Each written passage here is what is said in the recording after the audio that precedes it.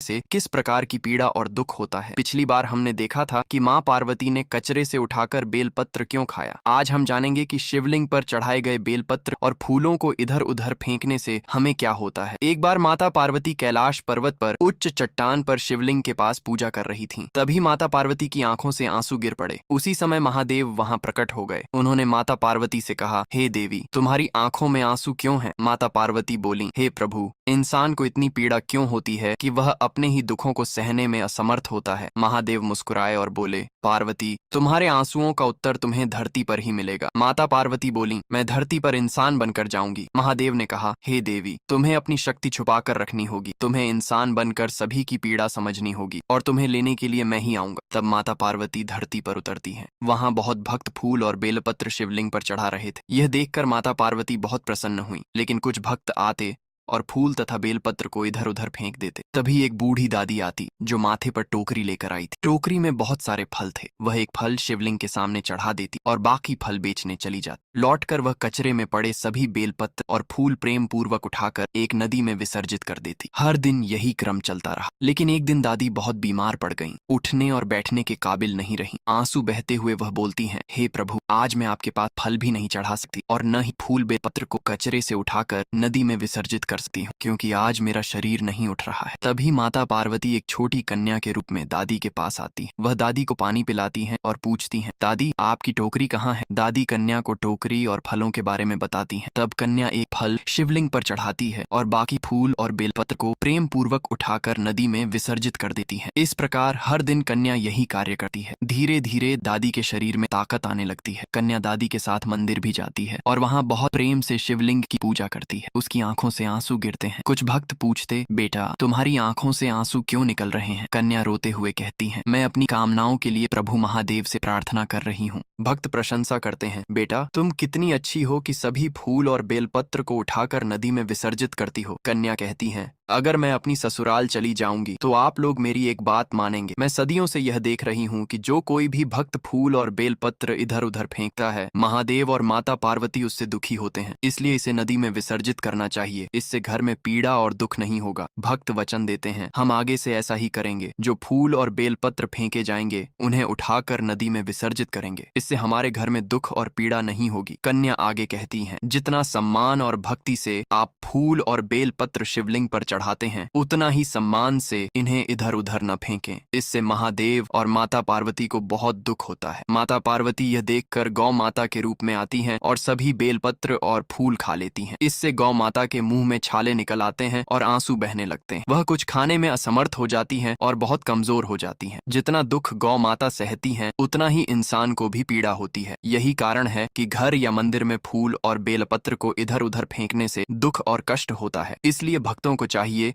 कि वे इसे नदी में विसर्जित करें। इससे न केवल स्वयं को बल्कि महादेव और माता पार्वती को भी दुख नहीं होगा। सभी भक्त कन्या को प्रणाम करते हैं और वचन देते हैं कि अब वे फूल और बेलपत्र को इधर उधर नहीं फेंकेंगे बल्कि नदी में विसर्जित करेंगे। तब माता पार्वती महादेव के साथ जाने की तैयारी करती है। बूढ़ी दादी रोते हुए मंदिर की चौखट पर सो जाती हैं। महादेव कहते हैं, तुम मेरी सबसे बड़ी भक्त हो। जो तुमने किया है उसका फल तुम्हें मिलेगा। मैं तुम्हें एक फूल का जन्म दूंगा जो मेरी चरणों में चढ़ाया जाएगा। बूढ़ी दादी रोते हुए फूल महादेव और माता पार्वती के चरणों में चढ़ाती हैं। महादेव और माता पार्वती उसे प्रेम पूर्वक ग्रहण करते हैं। दादी के ऊपर अपने हाथ रखकर आशीर्वाद देते हैं। इसी प्रकार दादी एक फूल के पेड़ में बदल जाती हैं और उसमें अनगिनत फूल खिलते हैं। माता पार्वती उन फूलों को तोड़कर महादेव के चरणों में चढ़ाती हैं। महादेव बहुत प्रसन्न होते हैं। माता पार्वती कहती हैं, जो भी यह कथा देखे और सुने, इसे पूरी तरह समझे और इससे सीख ले। यह कथा हमें यह शिक्षा देती है कि भक्ति में सम्मान और श्रद्धा के साथ कार्य करना चाहिए। फूल और बेलपत्र को इधर उधर फेंकना न केवल हमारे घर में दुख और पीड़ा लाता है, बल्कि देवताओं को भी दुख पहुंचाता है। इसलिए इसे नदी में विसर्जित करना चाहिए। और जो भी महादेव और माता पार्वती का अधिक से अधिक सम्मान करते हैं और उन्हें सच्चे हृदय से श्रद्धा व प्रेम देते हैं, वह कृपया इस वीडियो कथा